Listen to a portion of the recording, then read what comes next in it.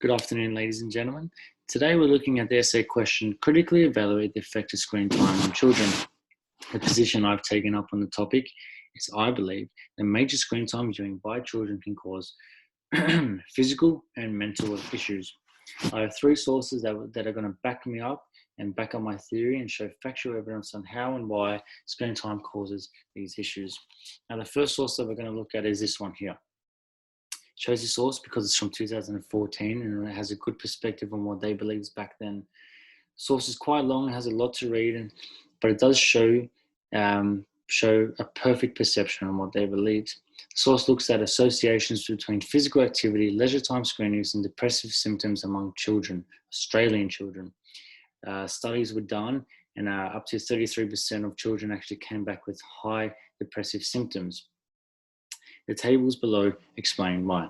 The source looks at kids that take part in physical activity during school as well as outside of school, and it reveals that kids that don't take part of physical activity come back with more depressive symptoms.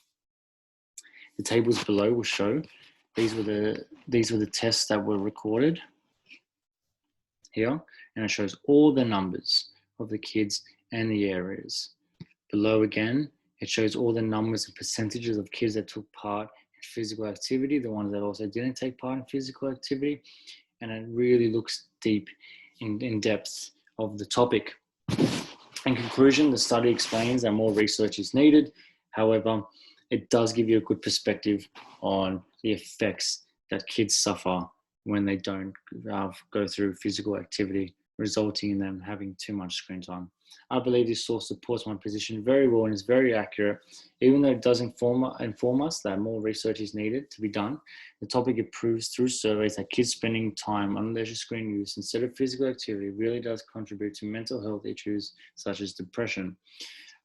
This source was published in 2014. The source is updated. Of course, the results and everything won't be updated, but it does give you a good perception, I guess, of the way it was back then. The information does relate to my topic quite well.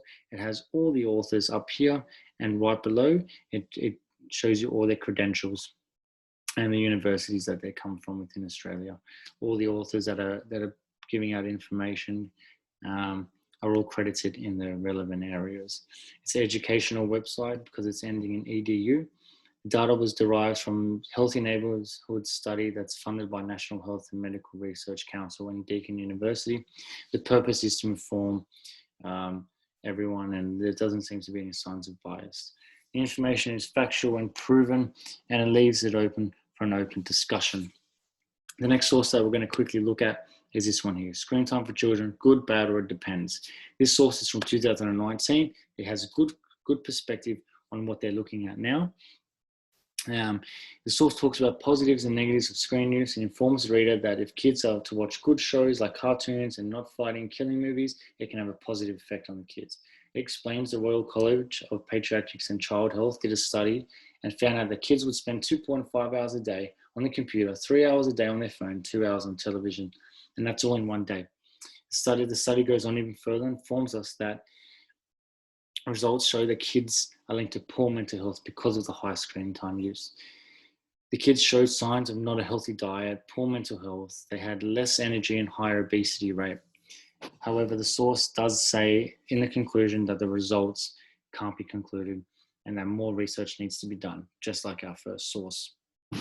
I believe this source supports my position as it informs us of the negatives that start to happen to the body physically and mentally, and is backed up by searches. With this source, it was published on the 6th of Feb 2019, so still quite recent and relevant. All the links here are all the red ones. They all work and they all take you to other pages with more information in depth. Bookings is a non-for-profit company that researches topics in order to provide information on situations in hope to find a way to fix them. That's the company here. The source complements my other sources and gives a good view on the topic. The author's credentials, all these are all the authors on here. The credentials are all put on here so you can see what they're doing and where they come from. You can even email and contact them. It's an EDU website for educational purposes. The information is factual and yeah, really good source that I got information from. The last source that we're going to look at is this one here. The source comes from the Canadian Paediatric Society. Again, this talks about the positives and the negatives. Dr. Michelle Ponte, chair of the CPS Digital Health Task Force, explains how we must prioritize physical activities. She explains that watching a little bit of TV can actually be beneficial for kids, but on the other hand, in conclusion, it actually shows that a lot of kids with high screen time use show signs, negative signs, resulting in putting on weight, less physical activity, restlessness, and signs that they can't actually sleep and they struggle.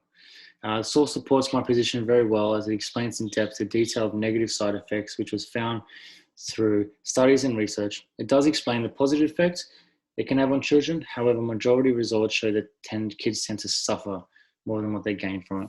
My analysis of this, published in 24th, 2019, still quite irrelevant. The information is recent. It's from the Canadian Medical Association, so the information is good. The author is just a writer for the company, but again, the information comes from the health company themselves. The website is a government website and just aims to release information. The information is just to inform the reader. It comes from the Canadian Medical Association and Canadian Paediatric Society. Now, altogether, when we look at all three sources that are explained in detail, we gain an understanding. Through the results and the studies, it is obvious and proven that extreme screen time can have mental and physical effects on children. Even though there are benefits to screen time, and more studies need to be done to prove extreme time can lead to depression, we gain an understanding that from the above sources on how bad screen time can really affect kids.